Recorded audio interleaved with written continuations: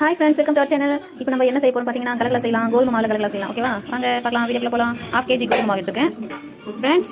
1/2 kg கோதுமை மாவுக்கு 200 gram சக்கரை வந்து நான் மிக்சியில் அரைச்சி எடுத்துக்கேன். பவுடர் நீங்களும் வந்து அரைச்சி எடுத்துக்கங்க. இதில் மிக்ஸ் பண்ணிக்கலாம். தேவையான அளவு உப்பு எடுத்துக்கலாம் ஃப்ரெண்ட்ஸ். இந்த உப்பு உங்கள் வீட்டில் என்ன உப்பு எடுத்துங்க.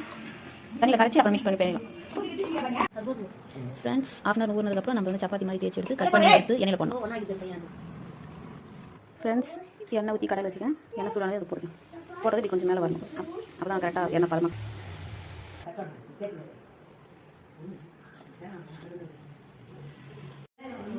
ஃப்ரெண்ட்ஸ், கலகலா ரெடி. இந்த மாதிரி கொஞ்சம் ப்ரௌனாக ஆகிடுங்க. அப்போ தான் கருக்கு முறுக்கு நல்லாயிருக்கும். எல்லாம் கலர் வந்து வெளுத்தாப்பில் இப்போ முன்னாடியே எடுத்திங்கன்னா வச்சுக்கோ, நசுக்கு நசுக்குன்னு இருக்கும். செஞ்சு பாருங்கள், டேஸ்ட்டாக இருக்குது. நீங்களும் ஒரு வாட்டி ட்ரை பண்ணுங்கள். Okay, bye, thank you. Subscribe my channel.